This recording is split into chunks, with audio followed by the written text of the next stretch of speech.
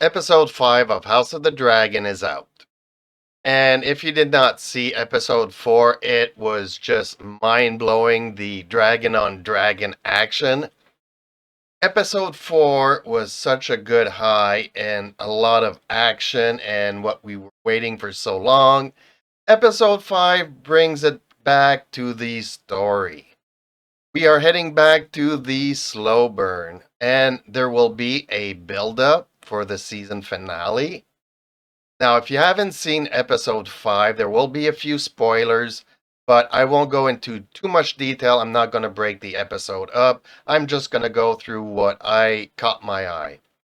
One thing I do want to mention before we get to the story is it's quite apparent where the budget, it's a big budget production, right? And it's obvious where everything, all the money went into. The costumes, the decor, the on location filming for this season is just, it just draws you into the story. It makes everything so much better.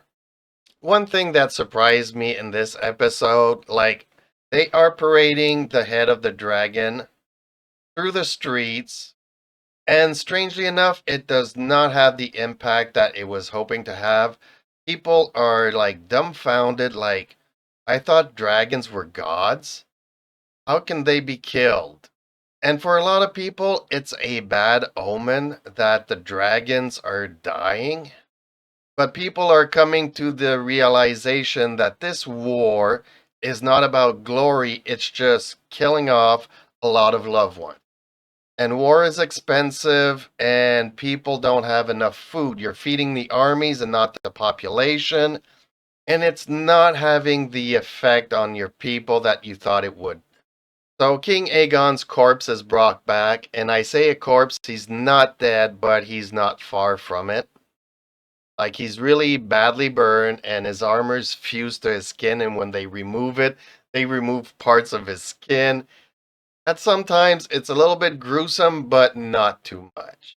There's a lot of scenes in this episode that show the consequences of every action, and you not necessarily have the position, the authority that you thought you had. This is one fine example where the king is down. What do we do? Who replaces him? And she thinks that since she already held the position that it would naturally come back to her. But keep in mind this is a time of war, and Aemon has been winning the battles. He knows what's going on. He is strategizing. He's been taking the role very seriously since the beginning of the season. And naturally, everybody is rooting for him, given the fact that they did not want a woman on the throne. So naturally, they're going to go with Aemon here. Here we see Rhaenyra's son after the dialogue that they had in the last episode where he learned about the fire and ice story. He decides to go out and forge his own path, defying his mother, and he managed to broker a deal that works. And kudos for him. I think that he would have been a good king. Also, in this episode, Damon's character is all over the place. Things are not going the way that he wants it to. And Damon's trying to recruit a lot of alliances towards his side of the fight. And he has like the secret agenda that he wants to be king. Things are not working out the way that he thought they would. And he's still having these visions. We are not sure exactly if he's being poisoned or if something else is creating these visions he's having. Also, Rhaenyra is aware that things are changing. She lost one of her best right hand people in this war, lost one of her biggest dragons. She realizes that she wasn't raised to rule the kingdom in a time of war, and comes to the realization that she needs a hand.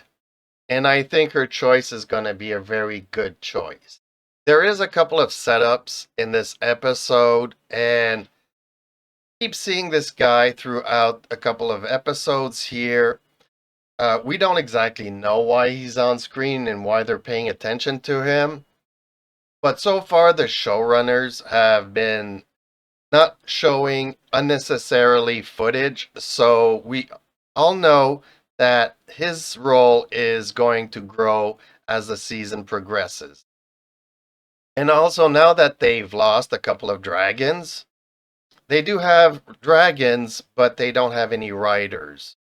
So here we have just series that is proposing an idea. Maybe the dragon rider doesn't have to be a pure blood. Maybe they can find somebody with polluted blood.